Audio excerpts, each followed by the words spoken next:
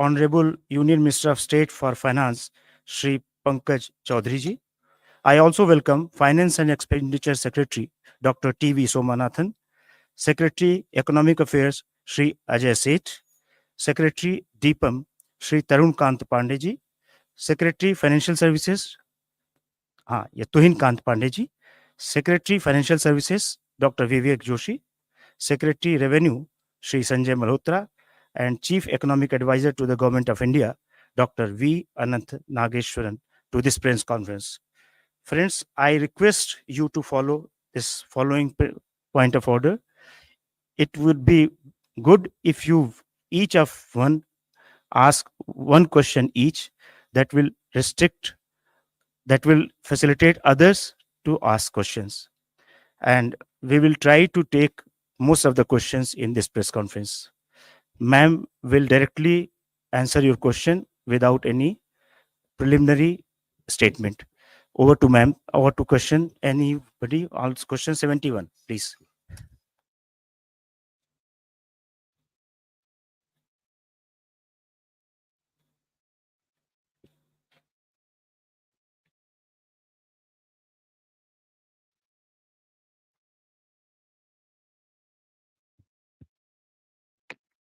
Ma'am Tarun from Zee Business. Ma'am आपने आज के बजट में शॉर्ट टर्म कैपिटल गेन और लॉन्ग टर्म कैपिटल गेन दोनों के रेट्स को बढ़ाया है और रियल एस्टेट में आपने इंडेक्सेशन के बेनिफिट को खत्म किया है। तो मैम क्या हम माने कि जो इक्विटी है अब आप उसको बाकी एसेट्स क्लास के बराबर लाना चाह रहे हैं, इस वजह से आपने लॉन्ग टर्म कैपिटल गेन के टैक्स रेट को 10% से 12.5% किया? First of all, thank you very much for coming here. After having heard the budget, I chose not to make an opening statement because you've heard me almost for 1.5 hours, and I'm sure you have you're eager to know what is in the budget and also seek clarification. For your just for a matter of drawing your attention, we've put up a single slide which has used the word employment as an acronym to capture that is everything in the budget. So each letter actually highlights the important points of the budget, and we can elaborate more on that a bit later. But employment captures everything to do with this budget, and I would like you to, for a moment, spend a time on it. And deriving from that, everything which has been said in the budget falls in place. But with that said, yes, your question is on the point there is we wanted to simplify the approach to taxation, also for the capital gains. One. Second, if anything, the average taxation actually has come down when we say it is 12.5%. Because we've worked out for each of the different asset classes, each varied with the indexation. I'll ask secretaries to elaborate on it. But the point that we brought it down from below the average to 12.5, which is the lowest if you can look at the last several years, encourages investment in the markets. With that said, I'll ask Somanathan or who is going to elaborate, Sanjay, on the specifics. So you had there were, I think, two or more parts to your question. One was on real estate and gold and other assets. So earlier the rate was 20% with indexation. It has now been reduced to 12.5% without indexation. If you assume that the rate of return on real estate is typically above 10% per annum, and if you take inflation at about 4% per annum, the real rate of return was earlier, let's say, somewhere between 6 and 16% per annum in real estate. If it was 16%, 20% of 16% was being taxed. The effective rate was 16%. It has gone down to 12.5%. if the rate of return was 10% per annum nominal, it has also remained approximately the same at 12.5%. So actually there is either a reduction or no change in respect of the effective rate of tax on property and gold. As regards the equity, yes, it has gone up from 10 to 12.5, but you'll also find that unlisted equity has gone down from 20 with indexation to 12.5 without indexation. Basically, we have a very, very simple, easy regime. All listed, all unlisted are at 12.5% long term. And all are at 20%. I mean, equities are at 20% and everything else is at applicable rate for short term. So yes, short term has gone up, and yes, long term has been rationalized. It has not necessarily gone up. And Sanjay, would you like to add anything? One point I would like to add over here is that we also need to keep in mind as to the kind of people who are actually paying these taxes, the capital gains on the securities, the listed securities especially. And so over there, when we did this analysis for the year 22-23, we found that about 88% of the tax is actually coming from people who have an income of more than 15 lakh. 61% of that income is actually coming from people who have an income of more than 1 crore.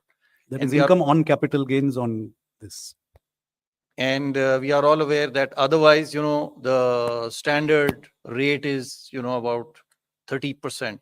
And for some, it can go up to 39%. So this marginal, very small marginal increase is actually impacting only those, primarily those who have an income of more than 15 lakh rupees per year. Okay, number 3. On capital gains. Ma'am, Timsi Jaipuria from CNBC TV 18. You announced a very lucrative new tax regime with changes in tax slabs. A lot of new changes are there in the income tax side, on the revenue side. And in the speech, you mentioned that revenue foregone will be around 29,000 crore rupees, whereas government will now try to mobilize around 30,000 crore rupees. What will be these revenue mobilization measures? And from where do you think this foregone revenue will be recovered? If you can highlight, where are you foregoing the revenue and where are you going to recoup this revenue from? First of all, it is not just because we've mentioned it in this budget, but the attempt to widen the tax net is something which we've been repeatedly saying, that India's tax net will have to be widened, whether it is in the direct taxation or indirect. Second, there are also now the PSU dividends which are improving because their valuations have gone up really high. And their performance is also now substantially increased.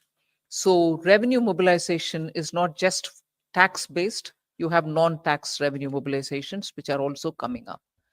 Then we had, for almost now 3 years, been talking about asset monetization, which is not selling of assets, but optimum utilization of those assets which are lying in the form of unutilized stadiums or land which is available with PSUs, which can be utilized for better purposes.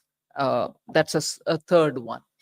Fourth, you're also looking at generating resources from newer areas. So in all those, the revenue is going to be mobilized better. And as a result of which, the revenue foregone will be now made up for, is our expectation. We've said that in the budget. In my speech itself, I mentioned it. And I'm sure there are secretaries who will want to add to it. Sanjay? Ma'am, I'll give the for details. 37,000 crore, 29,000 crore in direct taxes and 8,000 crore in indirect taxes. So 29,000 crore direct taxes primarily comprises of 3 taxes, which is the increase in the STT only on derivatives, which is only on futures and options. And secondly, the buyback tax, which is to be now done in the hands of the recipient. While on the one hand, it will rationalize the tax and be more equitous and fair, because those who should be paying the taxes, higher taxes. In the higher income groups, they will pay higher tax, and those who are in nil tax category or in lower tax category, they don't have to pay a tax or a lower tax. While it does that, at the same time, it does bring in some revenue also, about 4,000 crore. And remaining, about 15,000 crore should come, from the capital gains taxes. On the indirect taxes, we are losing, as I said, about 8,000 crore primarily on the reduction in duties, especially in gold. There is a huge reduction from 15% to 6%. And then there is revenue foregone because of the personal income tax rates and the standard deduction being allowed in the new tax regime. 280, please. Backside, please. Give the mic. Good afternoon, ma'am. This is Surbhi from Business Today. Ma'am, the angel tax has been abolished, which is a very welcome move. But just wanted to understand that one of the things the angel tax was also doing was checking money laundering concerns. So could you explain how these will be taken care of now? Thank you. Thank you very much, and I'm glad to hear it is welcome. You've been raising this issue as with many others outside of media also saying, are you considering it? Although it was introduced during the UPA government and it was introduced in 2012. 2 years had passed, and since after that, when we came in, we tried keeping as a good governance principle, government being a continuum, the tax continued. Although we tried giving carve-outs for startups and also making it simpler, bringing parity for the non-resident Indians, the way in which they've been treated as opposed to the Indian investments and so on. Today, we've announced that we will indeed remove it. Exactly the details. Sanjay, would you want to elaborate on it? Yes, sure, ma'am. So we should be aware that this is actually a tax measure. It's not really a money laundering issue, but money laundering issue was being tackled through a tax measure. So first of all, I want to clarify that this tax, there are other provisions in the income tax itself. First of all, to find out the source of these funds. Number two, there is already, the Prevention of Money Laundering Act, which continues to be in existence. So if there is money which is being laundered, money, being paid as a bribe or for use in, other purposes for terrorism, etc., there are enough laws, including the Nyaya Sahita, Bharatiya Nyaya Sahita, and the Prevention of Money Laundering Act to take care of those issues. While on the other hand, now some genuine money for investment, actually, there is this deterrent provision no longer exists, while provisions for money laundering remain, and they should be sufficient to cater to it. I would add that there are also certain provisions of the Companies Act which can be invoked if there is deliberate undervaluation of shares. So there are other legal remedies. The balance here is between preventing money laundering but accidentally also preventing investment. So that balance is what we are seeking to get it right. 211, backside.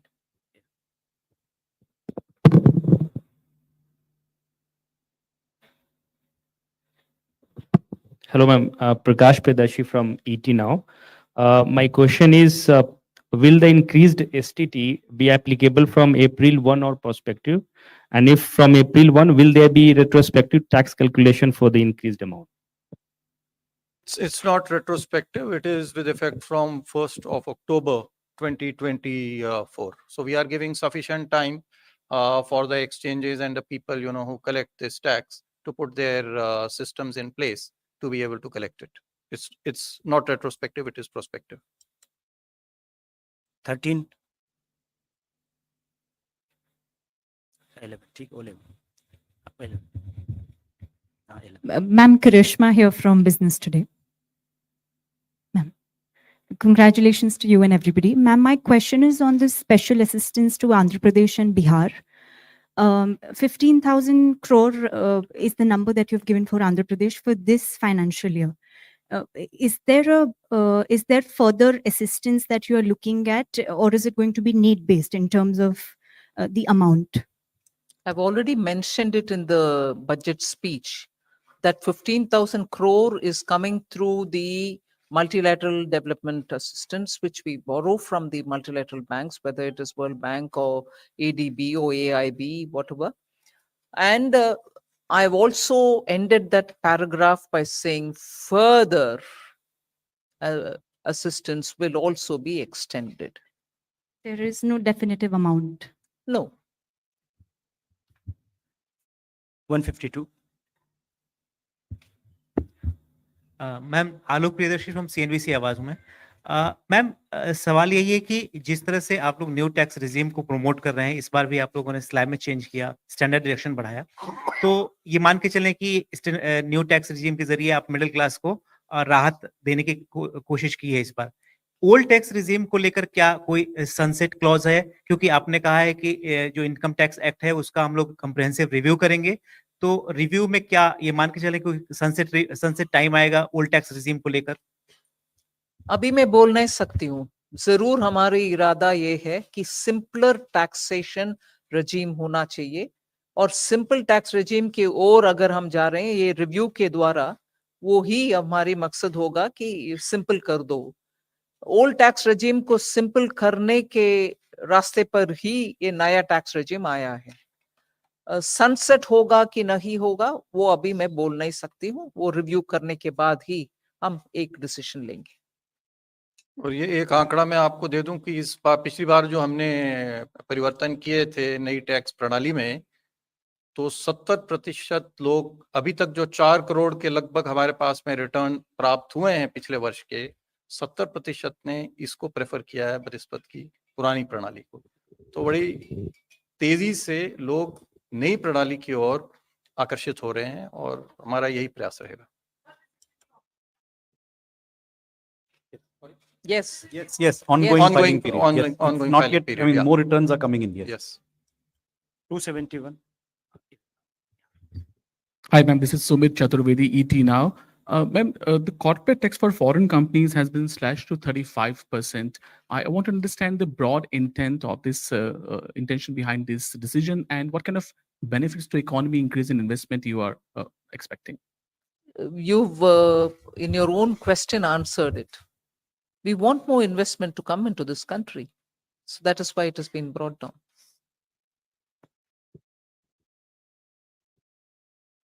95. Just to add to that, there was a widened differential between foreign and domestic companies, which arose after the tax cut in 2019. When the domestic rates were cut, the foreign rates were not cut. So there was a widening of the gap. With today's change, there is still a higher rate of tax for foreign companies, but it is not now disproportionately higher than domestic. And therefore, this is something where, according to the feedback received from industry, we expect more foreign companies to invest now that this regime is adjusted in this manner. Good evening, ma'am. This is Pal Singh from Outlook Business. So you have earmarked a significant allocation towards rural infrastructure today. So how much of a boost to consumption and overall demand are we expecting here from this allocation? Do you have any? So it is difficult to quantify what would be the accretion to demand coming from. I mean, the obvious increase is whatever we have increased. But yes, would there be a multiplier? Probably yes. I think with the Awas Yojana Gramin and the Gram Sadak Yojana, these two do have a lot of multiplier effects as well. Traditionally, for capital expenditure, the multiplier has been calculated at somewhere around 2.5 to 3. In the Awas Yojana, it may be a little lower. But yes, there would be a substantial multiplier. I don't have a precise calculation. But other than the Awas Yojana and Sadak Yojana, Gram Sadak Yojana, there's a major push towards the corridors. For instance, I mentioned in the context of Bihar, I mentioned in the context of Andhra, 2 corridors which are moving, one from Visakhapatnam to Chennai, the other moving from Hyderabad to Bangalore, Buxar, Purnia, and so on, and building of the Gaya node in the Amritsar to Kolkata are all towards building infrastructure in the rural areas in order that we attract more investment and enable transit of goods in those huge corridors. All these are essentially going to the rural areas in a big way. And therefore, it is not just through PM Awas Yojana and Sadak Yojana, but major investments in strengthening the corridors, building nodes, and therefore also in improving the rural infrastructure is happening. 11. Ma'am, I'm Maria Shakil from NDTV and NDTV Profit. Congratulations for creating history today by becoming the only finance minister for having presented 7 consecutive budgets. Ma'am, my question to you is about the first timer scheme, because as you said, that employment perhaps sums up the essence of this budget. Would there be more blueprint coming out as to how this first timers scheme will be playing out and what will be the role of private sector?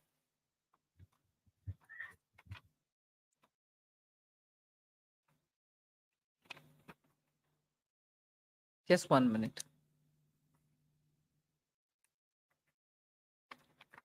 See, this Prime Minister's package that I announced has 5 different schemes.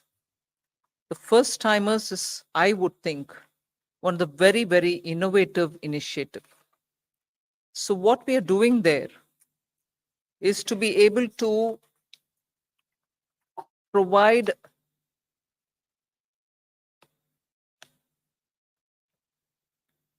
first timers 1 whole month's salary as subsidy. And this will be put into their account as direct benefit transfer, but possibly in tranches. When an employer picks up a first timer, and this is through the EPFO that you get to know that they have paid their provident fund amounts, and therefore the first timer indicator that we are talking about will be established. So they can't just say one of the existing employee is a first timer and claim it. There are enough checks and balances in the system to make sure that indeed the first timer is coming in. And then the first timers will be put through that learning curve, and this will help them to acquire skills so that they become fully productive. This kind of a subsidy giving, 1, you give the first one month's salary. 2, you're also giving both for the employee and for the employer subsidy. So the applicable person for whom it is being given may even draw a wage up to 1 lakh rupees. But to the extent of 15,000 is what you're giving as a subsidy. The installments, as I said, for the first 1 month wage that you want to give will be done over 3 installments, direct into the first time employee's account. One compulsory measure that we are bringing in there is to make sure that the employee undergoes online financial literacy course before claiming the second installment from the government. So he may be a qualified engineer, he may be a diploma holder, he's a first-time employee in a office, he becomes a first-time employee and the employer also claims that he's been recruited.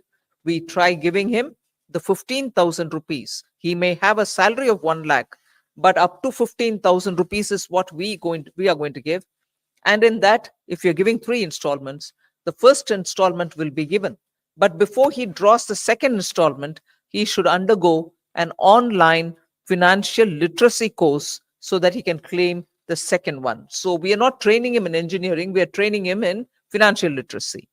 Post that, of course, the place where he goes to work, he's going to be working in any case.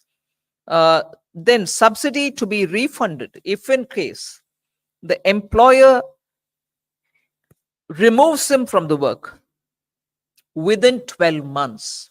So the employer gets a subsidy as well, but he will have to refund it if within 12 months this first time employer has been removed out of the work. This will cover, and we expect it to cover, 1 crore persons per annum.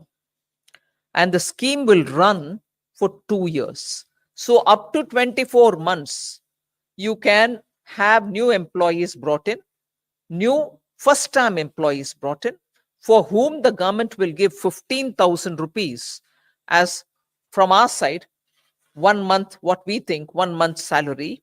Although his salary may be any amount, but to a cap of 1 lakh.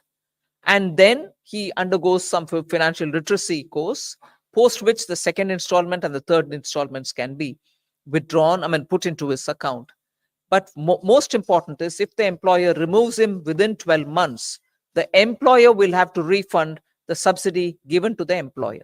So that's how that scheme works. 278. If I may just add, details are available in the budget speech in the annexure on page 31. So there are details of all the five schemes in this package. If you go through them, there's considerable amount of detail which you can get. Hi, good evening. This is Priyashmita from Informist. I have 2 points from the budget that I would like to ask. The first is nominal GDP has been pegged at 10.5%. And we have seen that growth is on a high momentum, and even the RBI has pegged growth at 7.2%. And the Econ survey said that it is going to be between 6.5 to 7%. So a 10.5% nominal GDP looks a little conservative. What is your view on it? And the second is that there's a mention that beyond FY26, you would want to reduce your debt to GDP. And you've mentioned that, the 4% debt to GDP it's a thing of the past. So what do you think is a sustainable debt to GDP or a desirable debt to GDP at this point? Thank you. What was the first question again? Conservative nominal GDP projection. See, 10.5% could be a combination of 7% growth and 3.5% GDP deflator. So a combination of wholesale price plus consumer price could easily be 3.5%. That's a very likely scenario. So 7 plus 3.5, yes, it is slightly conservative, but I don't think it is way off what is likely. Or it could be 6.5% growth and 4% inflation as per the deflator. So I think the number is reasonable, slightly conservative, yes, but we would prefer to achieve the numbers. Second, on the path after 26-27, which has been outlined in the finance minister's speech at the end of the part A. So the commitment, as she has mentioned, is to endeavor to reduce the debt to GDP every year. That is in future the fiscal consolidation path. What is the percentage that would result in that fiscal consolidation is not something that we are disclosing here today or can disclose today. It will depend on circumstances, but there is a commitment to lower the debt to GDP ratio. So if every year it has to be reduced, there will necessarily have to be a particular level of deficit which we cannot exceed. And that will depend on prevailing growth rates, interest rates, and the other parameters which go into the calculation of the debt dynamics. But I can tell you that it is most likely to be a figure not above 4.5%. 249. मैं सुनील सौरभ बोल रहा हूँ। मैं आप पहले तो आपको काफी बधाई दे दूंगी, बहुत अच्छा बजट आपने पेश की है। दूसरा मुझे ये जानना है कि रेलवे के लिए क्या कुछ खास रहा बजट में? Which organization you are from? कौन सा पत्रिका से जी? पेपर में हूँ, लोक भारती पेपर है। सॉरी, लोक भारती। लोक भारती। जी हाँ। तो पहले तो बधाई दे दिया हूँ मैं आपका, बहुत अच्छा बजट आपने पेश की है और रिकॉर्ड भी की है। 7 साल से लगातार आप वित्त मंत्री के रूप में काम। मेरा कहना है कि रेलवे के लिए क्या कुछ खास हुआ, क्योंकि कोई जानकारी हम लोग को अभी तक नहीं मिली कि रेलवे के लिए क्या गया है। दूसरा, मैम, रेलवे में सीनियर सिटीजन्स को कंसेशन मिलता था।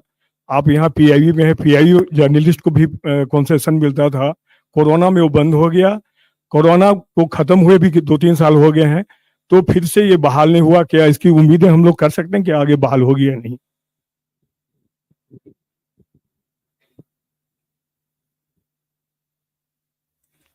रेलवे का जो एक्सपेंडिचर बजट है next year, it's 2,55,393 crores, which is the highest ever, and it's a very substantial increase in recent years. So that is a very large amount of investment in the railway. So I think there is a very adequate provision.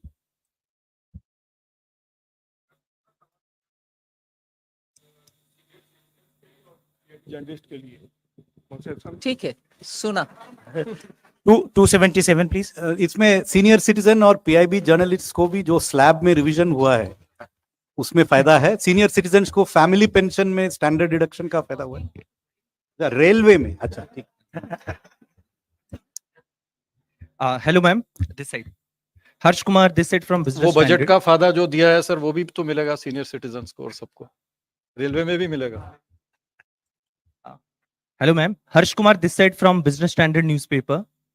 So,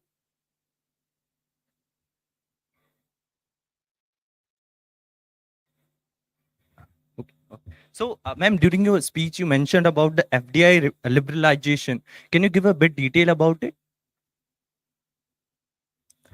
We are trying to, since 2014, bring in ease of doing business in India, and in every sector where there was only 26% allowed for FTA, we raised it to 49, and then where it is possible, we've raised it to 74, and so on. So there's been a consistent, continuing effort to relax our policy towards FTA. First, it went sector by sector. Then there was this approach taken so that most of which can go through the automatic route. So in that process, further simplification, if necessary, we are willing to do, is what is conveyed. Also, ma'am, you have like increased the loan limit to 20 lakhs, like that cap. So can we expect the increase in Shishu, Tarun, like their types increase? So how much it will be? Can you give detail on that? We've said this only today. See how this works. Okay, thank you. I request you to please one question each person. 123 please. Here.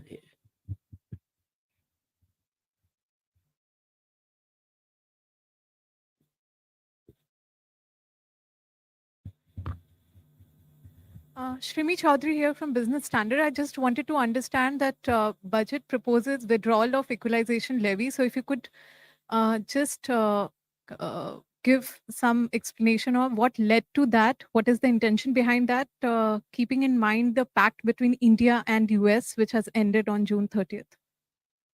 No, as the Pillar 1, Pillar 2 negotiations have been going on since 22. And since then, one of the things which was becoming more than obvious was, if at all we are going through this Pillar 1 and Pillar 2, which we intend to, the negotiations and the OECD, backed by the US administration, have all been pushing for this. We wanted a fair solution. So negotiations have been going on. But the point of contention from then has always been, should we collect an equalization levy then, if at all we are getting into this global understanding through the Pillar 1 and Pillar 2? In any case, for India, equalization levy also meant for those who are living abroad that you were holding it, but eventually they're going to only adjust it somewhere. So in the interest of moving towards Pillar 1 and Pillar 2 solution, which the negotiations are still going on one aspect of it, on the other, in all probability, we are close to a conclusion. It was necessary for us through the parliament to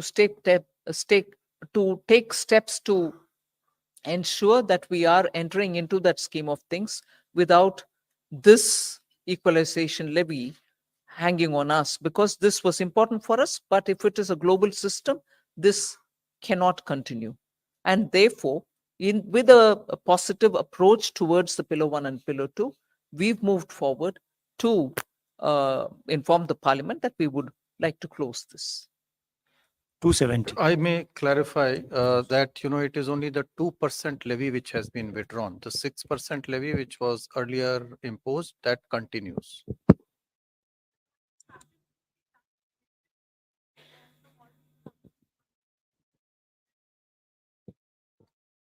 That has already been collected. We'll see. I mean, it is only this withdrawal is only prospective.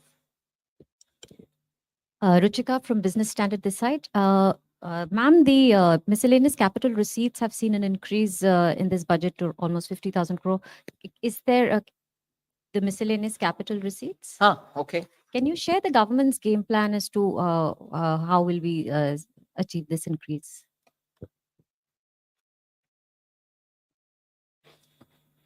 The miscellaneous capital receipts are budgeted as, 50,000 crore, which was like 23-24 also, it was 51,000 crore, the interim budget.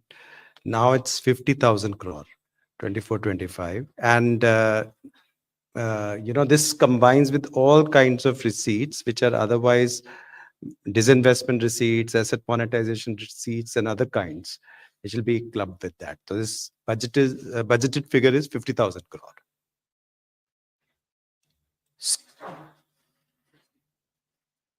One six. Ma'am, very good evening. Sapna Das here from CNBC. Ma'am, two questions. On the incentive like employment scheme that you have announced, 2 lakh odd crore is your overall fiscal envelope over the duration of the scheme. Could you give us a sense as to, we are already almost halfway through the current financial year by the time you pass the budget. So practically around 7 months will remain for the financial year, but any kind of an allocation that you have done for this scheme for this year, ma'am? One is that. And ma'am, just a corollary also on the miscellaneous receipts question, though not very much part of this budget, but nevertheless, ma'am, government had a very, kind of a bold privatization program. Do we understand that this is now being calibrated? That's it, ma'am. On Thank your you. First question, as you rightly observed, there are only this is not a full financial year. The schemes have just been announced. They will now go through a process of quick design, appraisal, and approval. However, budget provisions have been made for these schemes, partly in the Ministry of Labour and Employment and partly in the Ministry of Corporate Affairs for the internship scheme. So from memory, I can be corrected. I think it's 2,000 crores has been provided for the internships in the Ministry of Corporate Affairs, and about 5,000 crores has been provided in the current year in the Ministry of Labour and Employment. But we stand committed to funding them fully to the extent that may actually be required. These are just very rough estimates based on how much time it might take to kick off. On the miscellaneous capital receipts.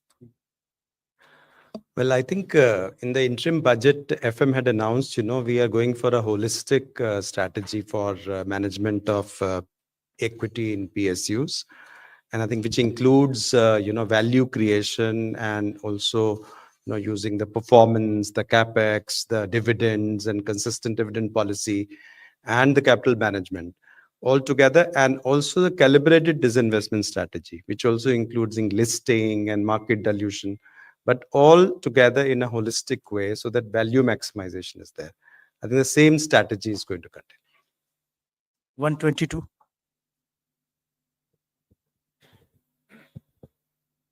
Hi, Rishabh with NDTV Profit here.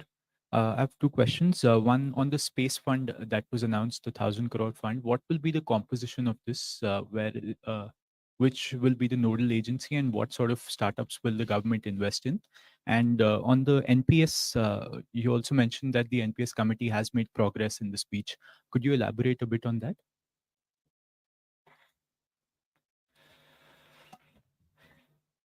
So we have seen that there's a lot of interest of the private sector on participating in the space program.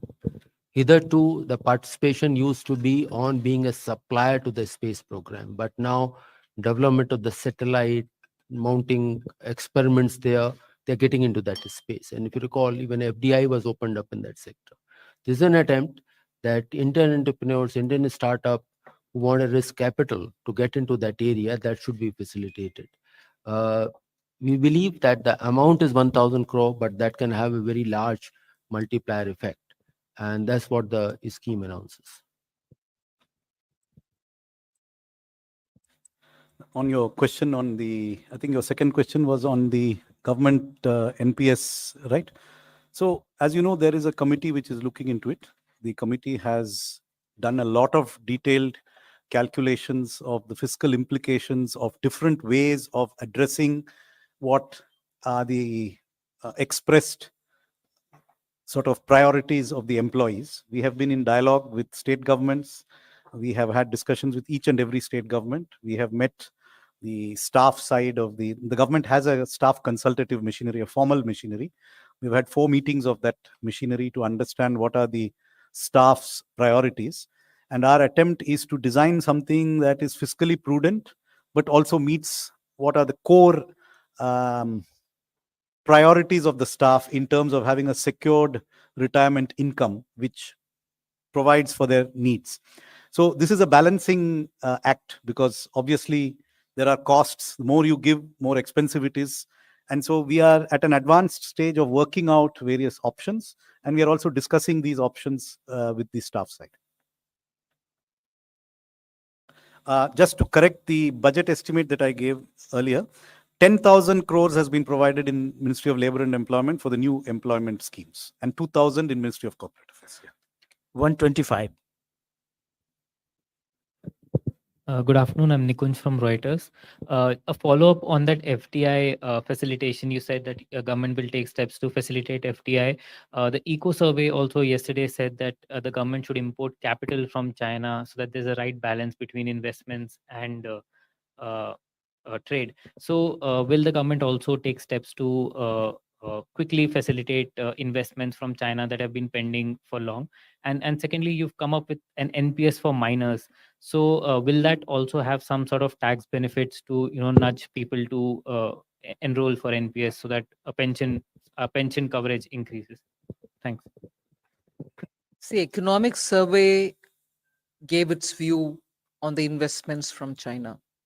As things stand today, investments do go through the Press Note 3 process when it comes from China or from any of our neighboring countries. So that process is still on. Economic Survey has indicated that it might be time for us to open up and allow for. So that's a Economic Survey. I'm glad that the secretary is seated here. It's normally an arm's distance. But that doesn't mean that I'm disowning the suggestion. You want to say? 10. In general, as you can see, our aim is tax code simplification and not complication. So beyond that, I don't have anything specific on that, but the general direction of travel is obvious. We are not creating more and more tax deductions for individual tax instruments. Respected Madam, मेरा नाम नरेश वत्स है और मैं स्वतंत्र पत्रकारिता करता हूं। आज जो आपने किसानों के लिए और ग्रामीण क्षेत्र के आधारभूत संरचना के लिए काम किया है, उस पे 2 तरह की राय आ रही है। एक राय तो ये कहती है कि गालिब ने ये कहकर तोड़ दी तस्बीह, क्यों गिनकर नाम लूं जो बिन मांगे बेशुमार देता है। एक वर्ग तो इस तरह से तारीफ बजट की कर रहा है, लेकिन दूसरी तरफ प्रतिपक्ष के नेता राहुल गांधी ने कहा है कि आंध्र प्रदेश और बिहार पर जो दरियादिली दिखाई है, कहीं न कहीं ये लगता है कि ये कुर्सी बचाने का बजट है। अखिलेश यादव जी भी ये कह रहे हैं, आप कैसे देखती हैं?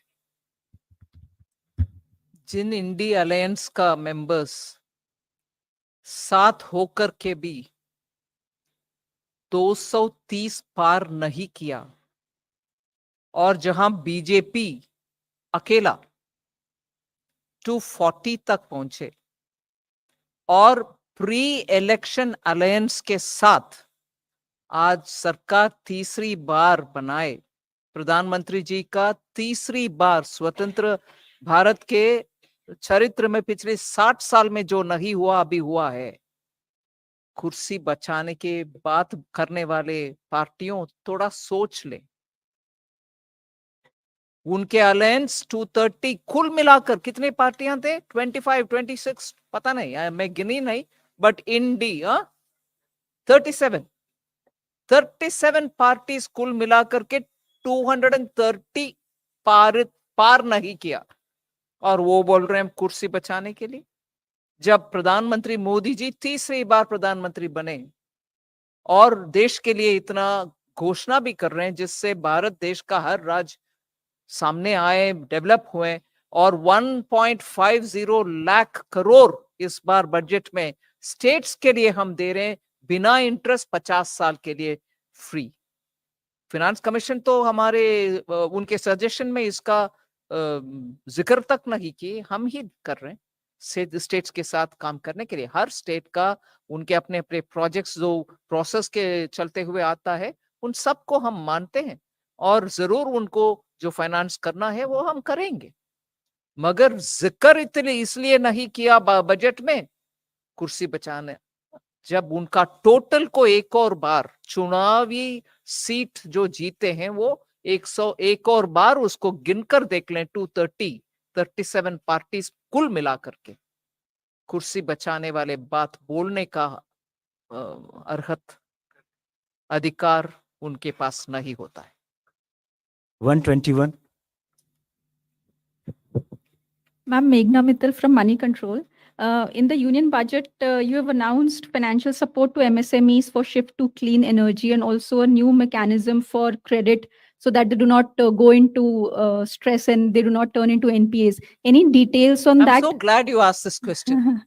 I'm really glad because this budget, and I don't want to say it because I've presented it, I'm so grateful that the Prime Minister looks at every sector and says, what are we doing for them? What are we doing for? This has been his approach always. But this time around, we've spent a lot of time understanding also from those stakeholders who had consultation with us pre-budget.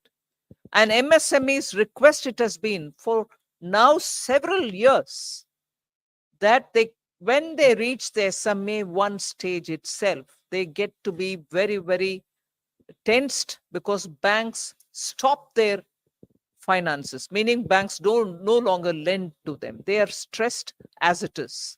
And if they're stressed as it is, and if there is this threat that the bank will not further give them working capital, sooner by the 90th day, they become NPAs.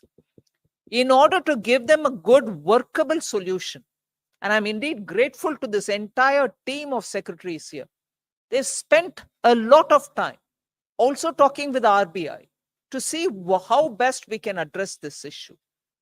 And RBI has also a very well established framework, which we are quite respectful of, where banks are clearly given a bit of a margin to handle MSMEs at the SMA stage 1 itself, without pushing them to become SMA 2 stage, and then at the 90th day announce them as non-performing assets. So what actually has happened now, having discussed with the RBI, is that we'll provide them with a fund which will help them to have some kind of government guaranteed as liquidity, or the banks can then, on the basis of the guarantee being given, on the back of the guarantees which are being provided by the government, lend them working capital and keep them moving. And if they restore themselves, they're going to be better off. So on this principle, I'll certainly ask you or Wake to speak and explain it to you all. As FM has already explained about the credit guarantee scheme, this will certainly facilitate the term loans without collateral or third-party guarantees. Then new assessment model for MSME credits, which will be based on their digital footprints and the kind of payments they are making, such as their PF contributions, salary payment, and other transactional data. This will help the banks in developing new models and will help in easier access of credit. Similarly, credit support during the stress period, this mechanism will facilitate their access to credit even during the stress period, for which some kind of support fund will be created, and based on the guarantee provided by that fund, they will be helped during the SMA 1, SMA 0 or SMA 2 periods. Then Mudra loans limit has been increased from 10 lakh to 20 lakh. Similarly, enhanced scope for mandatory onboarding in TREDS platform has been also reduced from 500 crore to 250 crore of turnover. SIDBI will also open more branches in MSME sectors. Yeah. Sorry. Yes. In short, what it does is for the MSMEs, through this one budget, we've announced 8 different steps, each one of them addressing this particular problems with MSMEs face, and for which the MSMEs during the stakeholder consultation wanted us to give them some solutions. So specifically 8 of them have been designed to address that. So I would just like to supplement two of the points. One is the credit guarantee scheme in the manufacturing sector of up to 100 crores for the acquisition of capital equipment, machinery, etc. So this is an idea which came from the MSMEs, as the Honorable Minister said, stating that typically MSME credit is for working capital, but they sometimes have needs to invest, and it could even be a new MSME enterprise which needs to invest in equipment. So the proposal in this scheme, which has also been discussed by a working group chaired by the Chief Economic Advisor with the Reserve Bank, with the credit guarantee institutions, is a self-financing mechanism. An MSME which wants to avail of a credit guarantee for this term loan will have to pay an initial upfront guarantee fee, followed by an annual top-up fee, which will be based on the reducing balance of the loan. So there is no subsidy from the government, which is envisaged in this scheme, unlike the CGT-MSE, which is a working capital loan scheme where the government actually provides the corpus. In this case, the corpus itself will be self-financing, coming from pooling of MSMEs' upfront fees. This is a scheme which they have asked for and which is viable on its own without government's financial subsidy. The government will have to provide a second level backstop guarantee in case the defaults exceed a particular level, which is unlikely, but there will be a backstop facility from the government. The second one on the SMA accounts, the criticism that we, or rather the grievance that came from the MSMEs is that when an MSME becomes delayed in repayment and enters into what is called special mention account 0, and then special account 1, and then eventually NPA. Even if they never become an NPA, but they enter the territory of special mention account, banks become reluctant to provide them additional working capital. And during this period, they are not able to access working capital, and this makes it more difficult for them to do business. So the proposal here is that the government, with money from the government, would create a credit guarantee fund. And during the SMA period, if an MSME wants more credit, it has become an SMA, so the bank perhaps has some qualms about lending to the institution. During that period, if they extend further credit, that further credit within certain limits, which will be specified in the scheme, would be made available to them against a guarantee from this government institution. So this will enable MSMEs to continue to operate during the SMA period without the difficulties which they say they are currently facing. One small point, sir, I wanted to add on the, sorry. Whereas the first part of your question was on the energy side, the cleaner energy, that what that scheme is about to help small and micro units. Often when we talk about moving towards a cleaner forms of energy, our attempt or our focus is on large industries, and these small industries do not have the financial strength to get into those areas. So first part is help them to getting an audit done, which is an investment grade, meaning what it would take to move to help them moving towards a more efficient use of energy.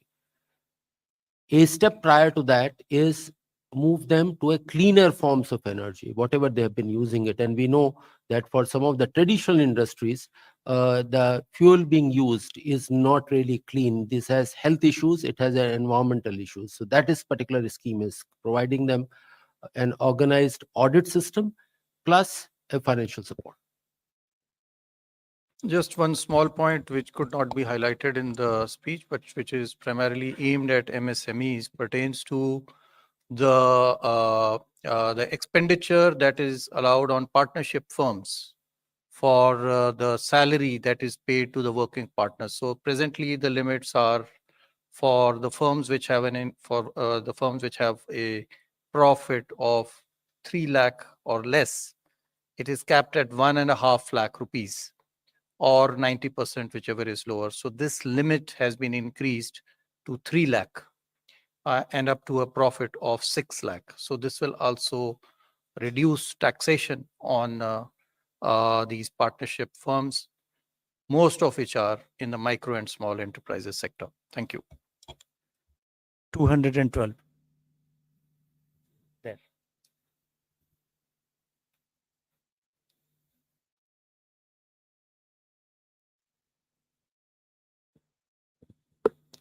Ma'am, मैं पीयूष पांडे हूँ, TV9 Bharatvarsh से।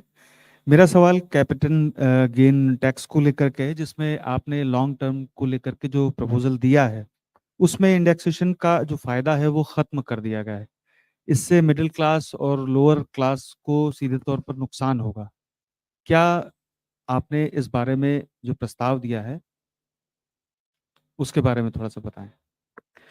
जो आप और संजय जी आपको बेहतर हिंदी में समझाएंगे, लेकिन मैं जो इतना ही कह सकता हूं कि क्या 20% विथ इंडेक्सेशन से 12.5% विदाउट इंडेक्सेशन ज्यादा है, यही सवाल है। मतलब आज का रेट है 20%, उस 20% टैक्स रेट में आपको इन्फ्लेशन के लिए एक छूट मिलता है, लेकिन नया रेट है 12.5। तो हमारा कैलकुलेशन के हिसाब से ऐसे संभव नहीं है, at least in 95% of the cases, कि ये 12.5% वो 20% से ज्यादा हो, ऐसा संभव नहीं है। क्योंकि अगर आपका मकान का वैल्यू एक साल में 10% बढ़ रहा है, तो उसमें 4% ही आपको इन्फ्लेशन इंडेक्सेशन मिलता है, 6% तो कैपिटल गेन ही होता है। 6% में 20% कितना होता है? 1.2। 10% में 12.5 कितना है? 1.25। तो ऑलमोस्ट बराबर है। लेकिन मकानों में 10% रफ्तार से नहीं बढ़ता है, they grow at 20% per annum. अगर 20% है, 20% में 4% निकाल दीजिए, 16% हो गया। 16% में आप 20% टैक्स देंगे तो 3.2 होता है, इसमें सिर्फ 2.5 आएगा। तो इसमें फायदा है। मैं कहूंगा कि इस बदलाव के वजह से मिडिल क्लास को बहुत फायदा हुआ है कि 20% with indexation is much higher in most cases than 12.5% without indexation. चीज और स्पष्ट करने की आवश्यकता है कि जो इंडेक्सेशन का लाभ वर्ष 2001 तक का दिया गया है, उसको विड्रॉ नहीं किया गया। तो यदि 2001 से पूर्व की संपत्ति खरीदी गई है, तो उसको 2001 तक का इंडेक्सेशन का लाभ मिलेगा। केवल उसके बाद में ही वो लाभ को वापस लिया गया। 269. Hello, ma'am. Good afternoon. I'm Kriti from Informist Media. So, two quick clarifications. Your small savings collections. So, you have revised down the estimate by about over 35,000 crore from what you had projected in the interim budget for this year. And so, you have also revised down the borrowing from it. So, why would that be? What was the rationale behind why are you not expecting that much of collection what you were expecting earlier in February? And secondly, you have significantly brought down your T-bill borrowing, like you're repaying 50,000 crore. So if you could elaborate more on that. I thought economics survey went into good details of explaining what's happening to small saving as different from what's moving into the stock market and everything else. So you had the background very well narrated in the economics survey.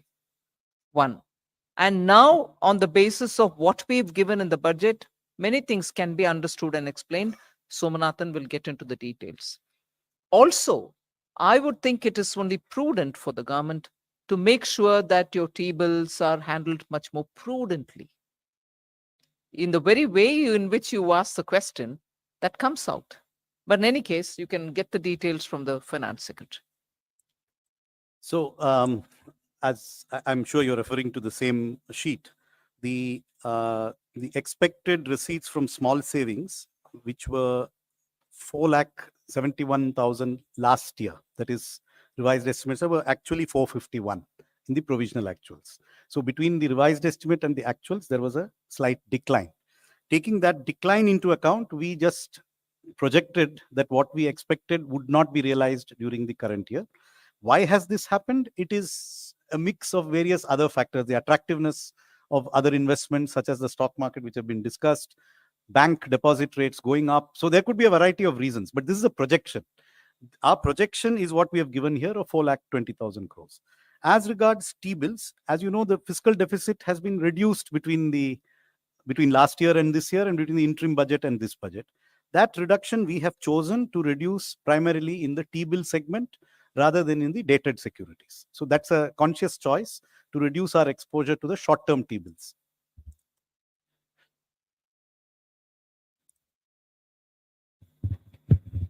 Ma'am, I am Monica from the New Indian Express.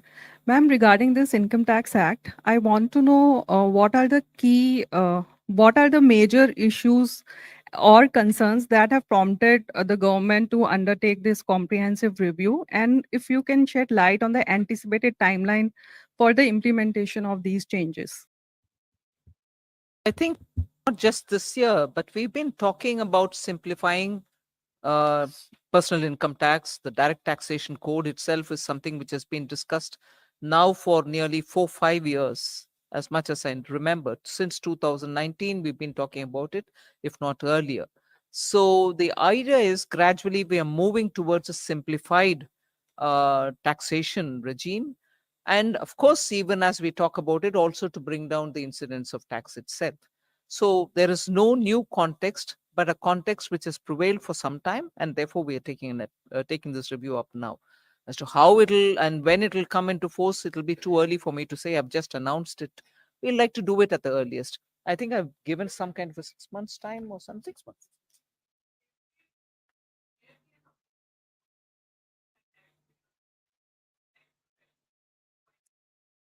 We'll do that. But I'm not giving you anything more than what I've said in the budget speech now.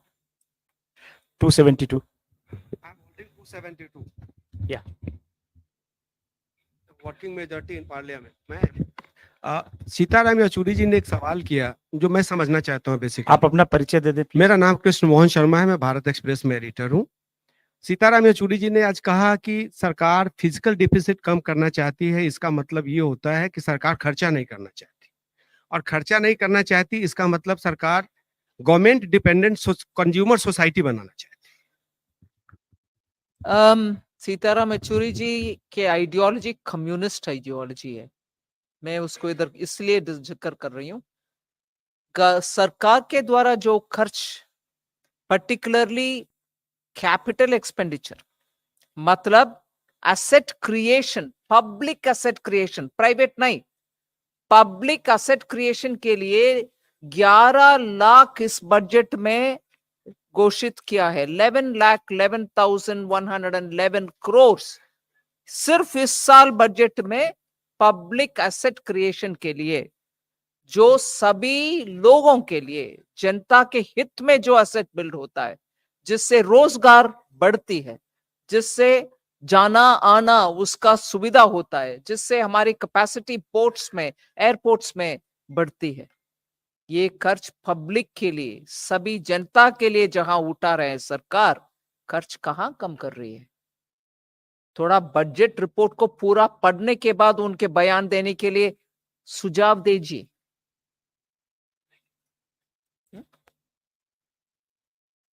Just to give you the figures of total expenditure, they have increased from 41.9 lakh crores in 22-23 to 44.42 lakh crores in last year's provisional actuals, and are budgeted at 48.2 lakh crores in 24-25. So expenditure is actually going up substantially.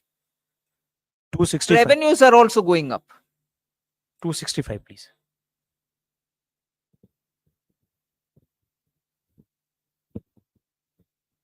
Sir, Vikas Dutt from The Hindu. This is actually to get some details on one of the expenditure budget details that I went through. One of the highest increases we are seeing in outlay. Can you introduce yourself again? On the capital outlay side on other general Can you services. introduce yourself, Vikant, again? Yeah, this is Vikas from The Hindu. Vikas from Hindu business line. So on the capital outlay in the other general services head, we are seeing a jump from 6 crore to 62,600 crore roughly. And, we try to match it. I think it talks about the allocation as being for new schemes. So I wanted to get a sense of which schemes are covered. This was actually mentioned in the interim budget speech. See, this budget is a continuation of the interim budget. If you remember, there was an announcement of a large scheme for innovation, research, and development, the funding for which was housed in the Department of Economic Affairs, and that continues to be housed there until the target groups and the various departments which will implement it are decided upon. Secondly, so that's not the only component of the 62,000. The government has followed an approach of encouraging infrastructure departments to spend and complete projects as quickly as they can and not to be constrained by their budget estimates. But at the same time, we do not know in advance which of these infrastructure departments may need more money than has been budgeted. So, for example, I said that there's 2.53 lakh crores for railways, 2.4 lakh crores for roads. It's possible that they may need more. And if they need more, we have set aside money for that, which is kept tentatively in the Department of Economic Affairs, but which will be reallocated to the necessary departments when the need arises. That is what the 62,000 is for.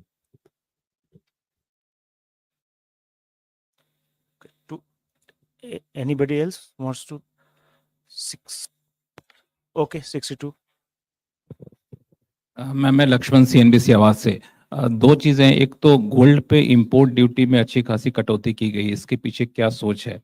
दूसरी चीजें कि budget में सरकार की public sector enterprises policy के बारे में कोई डेवलपमेंट, कोई रोड मैप नहीं आया है। क्या सरकार इस पॉलिसी से कुछ अलग सोच रही है? किसके ऊपर? Disinvestment policy. गोल्ड देखिए, जो gold and precious metals, James and jewellery क्षेत्र हमारे लिए बहुत ही एक महत्वपूर्ण क्षेत्र है।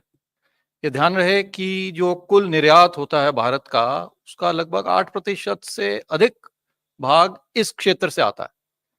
लगभग 50 लाख लोग इसके अंदर में नियोजित हैं आज के दिन में। तो ये हमारे लिए बहुत एक महत्वपूर्ण क्षेत्र है और इसी को ध्यान में रखते हुए हमने इसकी इंपोर्ट ड्यूटी कम की है, ताकि जो हमारे इस व्यापार में लोग जुड़े हुए हैं, इस उद्योग में जुड़े हुए हैं, उनको गोल्ड और अन्य जो प्रेशियस मेटल्स हैं वो उनको आसानी से उपलब्ध हो पाए।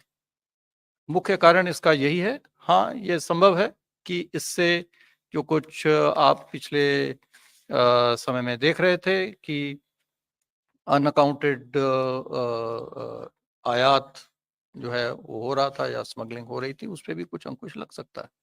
लेकिन मुख्य कारण इसमें एम्प्लॉयमेंट, रोजगार को बढ़ाना, निर्यात को बढ़ाना है।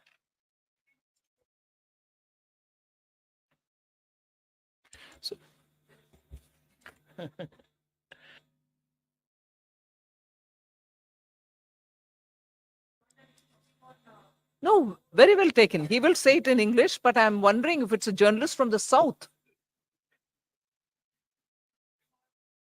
No problems. No, only thing I said is this is primarily to increase employment in this huge labor-intensive sector of gems and jewelry, where we have reduced the duties. It contributes more than 8% to India's exports, and 50 lakh people are actually employed in this. So this is the primary reason. There's another announcement in this regard, not on import duties, but for diamonds also. For raw diamonds, the Honorable Minister had announced that raw diamonds, we will give a special harbor rate for the foreign mining companies. So it should, both of them should be seen in that light to basically promote employment in these labor-intensive sectors. Thank you. 211.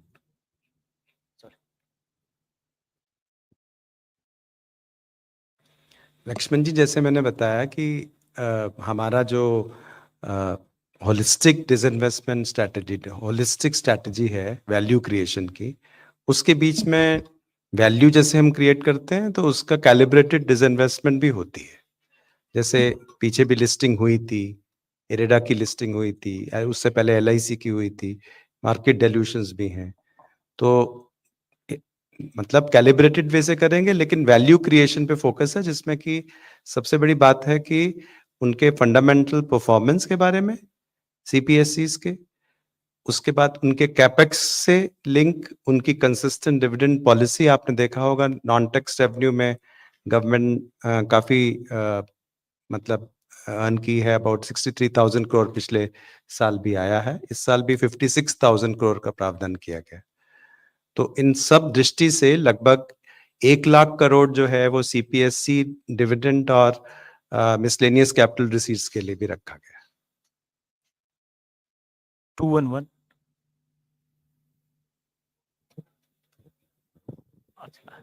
Nikunj Sir, ma'am, yeah Ma'am, thank you. Bani Kinkar Patnaik from the Economic Times. Ma'am, on your debt reduction plan, so does it mean that from FY27 onwards, the reduction in debt ratio will be the primary anchor of your fiscal management instead of fiscal deficit? And ma'am, related question, while it is not feasible to firm up short-term or medium-term target for reduction in debt ratio, but would you be looking at any long-term goal for this? Yes, you have correctly identified that there is an approach which is outlined in that sentence, which is that hereafter it is not the intention to focus on a deficit number, but rather to look at what will keep reducing our debt to GDP ratio in normal years. The reason for this is a fixed figure, which historically was enshrined in the FRBM Act in the past, does not take into account the specific debt dynamics of a fast growing economy like India. So that figure of 3%, in fact, there are people who attribute a part of it correctly or wrongly to the Maastricht Treaty in Europe.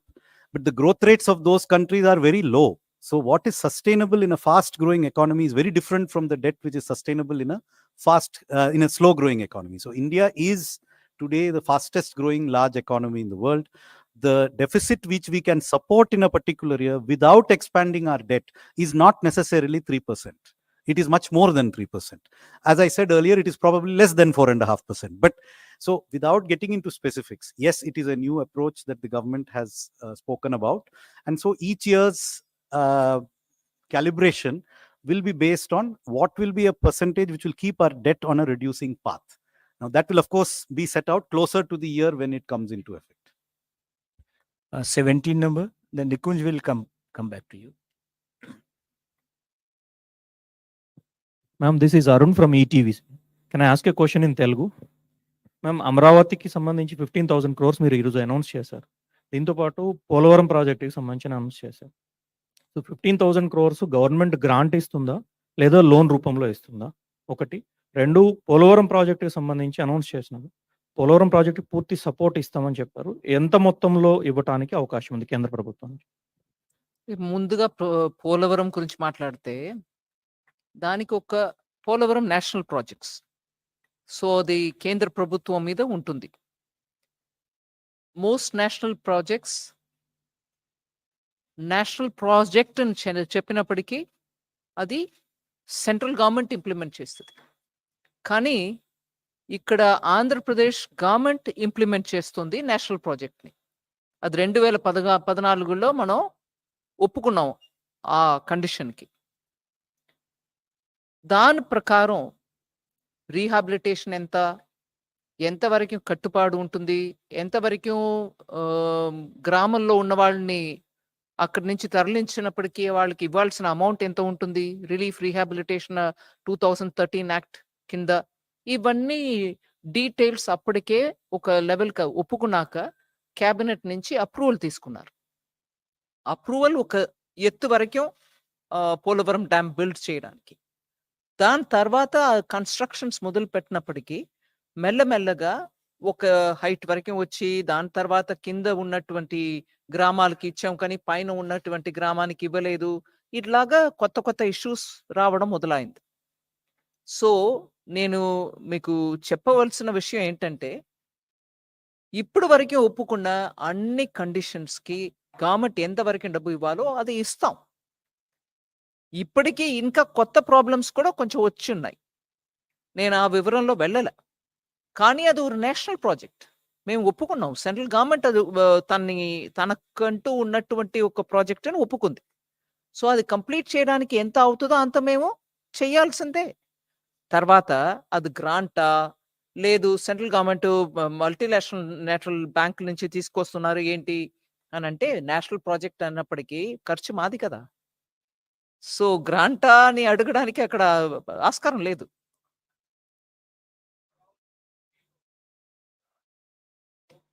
ఒక నిమిషం. నా పోలవరం గురించి నేను మొదలుపెట్టాను. కదండీ! So, Polavaram గురించి మాట్లాడుతున్నప్పుడు cabinet ద్వారా ఎంత అప్రూవల్ అయిందో దాని మేరకి ఇప్పటివరకు ఎంత ఇవ్వాలో అంత ఇస్తూ వచ్చాం. In fact first time cabinet approval చేసిన అంత అమౌంట్‌లో అన్నీ కూడా క్లియర్ అయిపోయింది. ఎగ్జాక్ట్ అమౌంట్ నేను ఇప్పుడు చెప్పట్లేదు కానీ అన్నీ క్లియర్ అయిపోయింది. ఏదో కొంచెం ఇటు అటుగా మిగిలి ఉంటుంది. కానీ ఇప్పటి నుంచి అది ఎంత హైట్‌కి ఒప్పుకున్నారో అంత హైట్‌కి వెళ్ళడానికి ఎందుకంటే ఒక 2, 3 సంవత్సరమో అందుకు ముందో ఈ గవర్నమెంట్, ఆ గవర్నమెంట్ నేను మాట్లాడట్ల.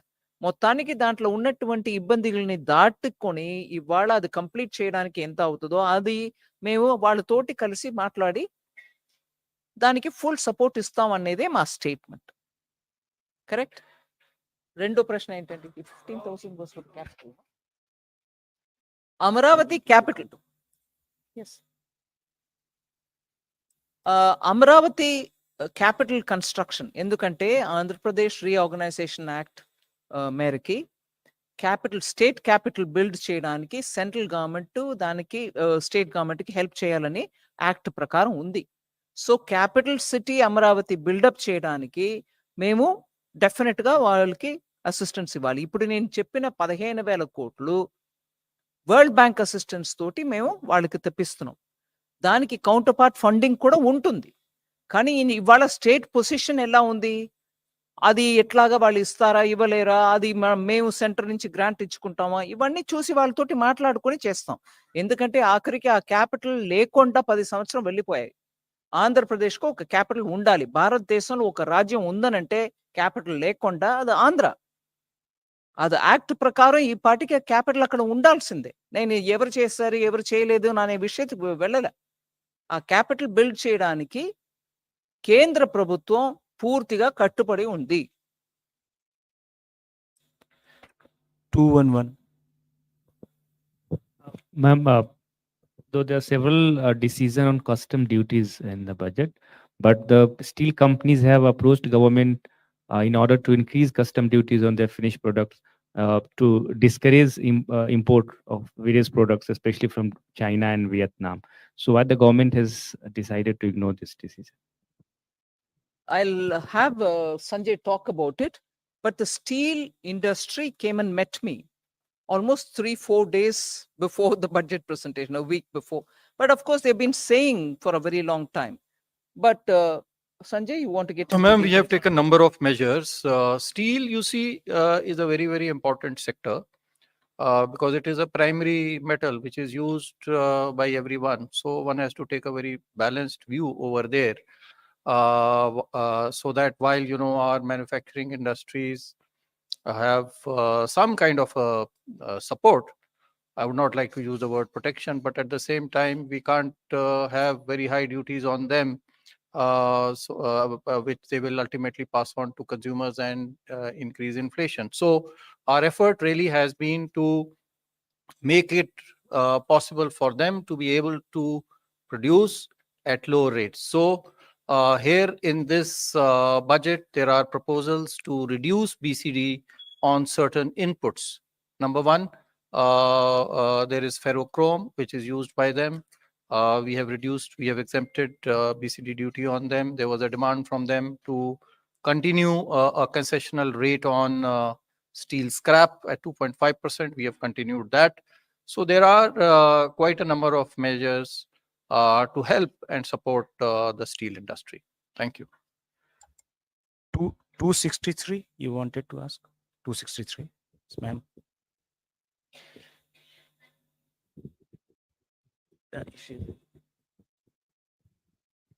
मैं नंदिता, बंगाली न्यूज़पेपर संबाद प्रतिदिन से। मैम टीएमसी ने क्लेम किया है कि फिर से बंगाल को इस बजट में डिप्राइव किया गया है। एडजेसेंट से बिहार से लेके असम इवन सिक्किम तक को फ्लड कंट्रोल के लिए असिस्टेंस की बात की है, लेकिन बंगाल बीच में जो बंगाल है, बंगाल के लिए इस बार भी कुछ नहीं रहा बजट में।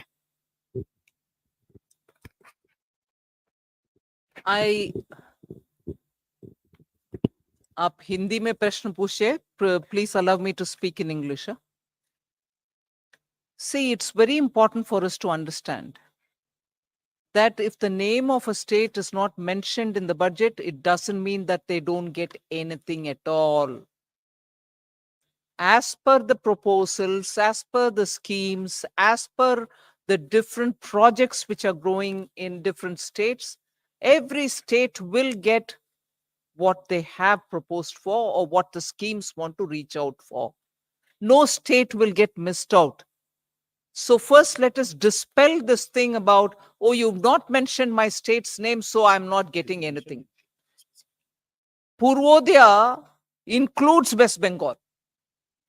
So I have named West Bengal under Purvodaya.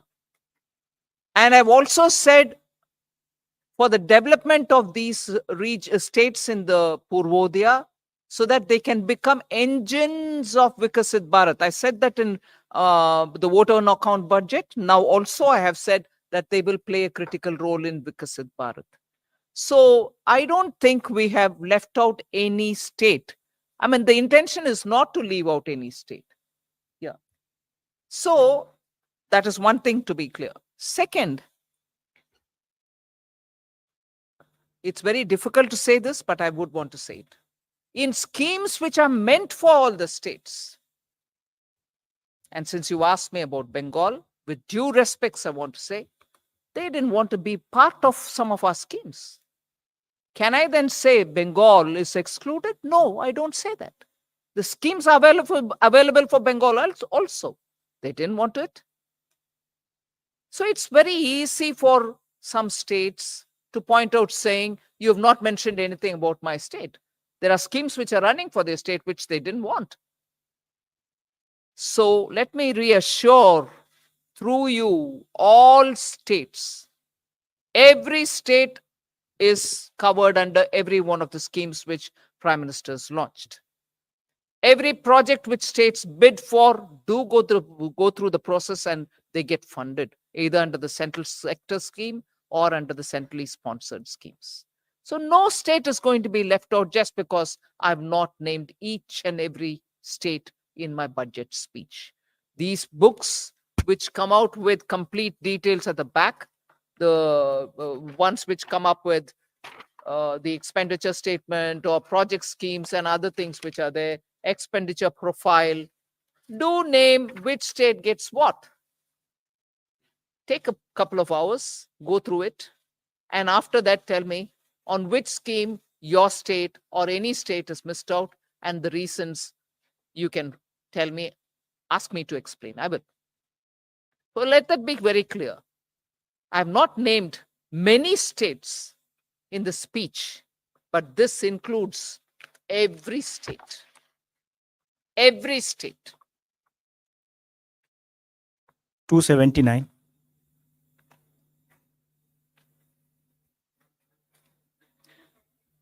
Can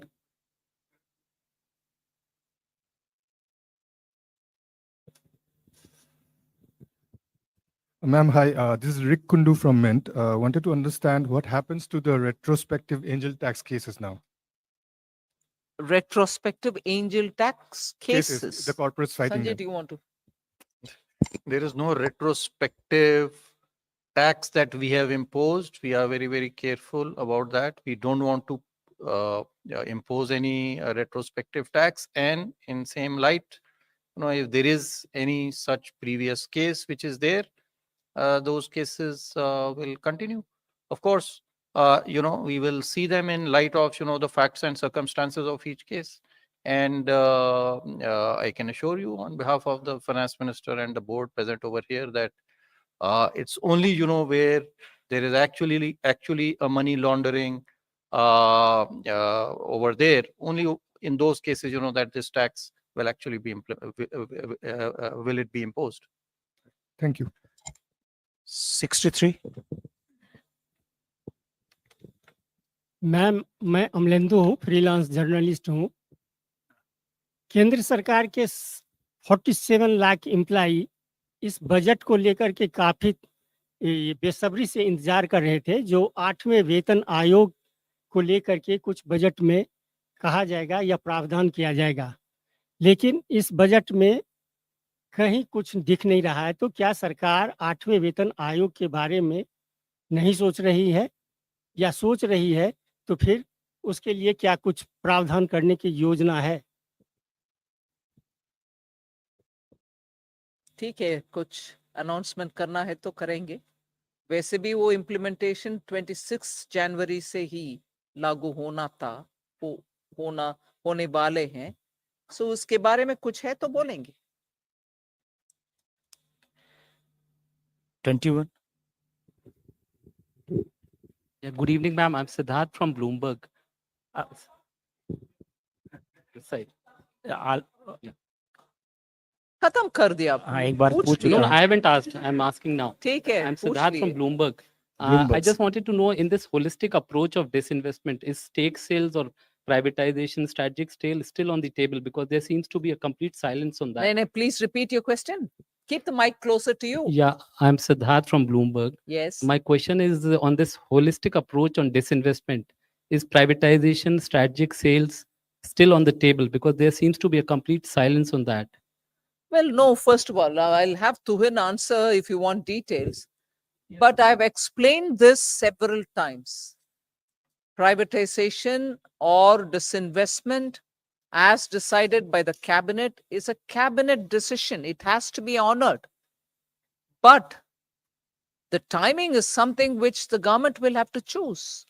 When is the best time to disinvest any one particular or several of these companies or PSUs which have been listed and cleared by the cabinet?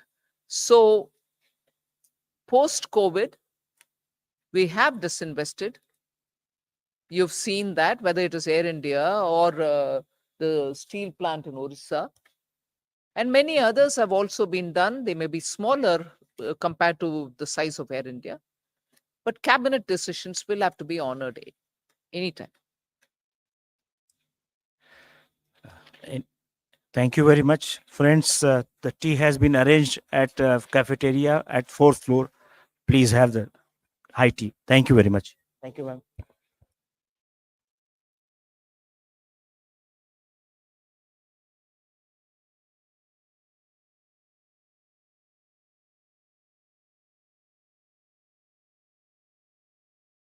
पहुंच चुके हैं। साथ में उनके साथ Austria के chancellor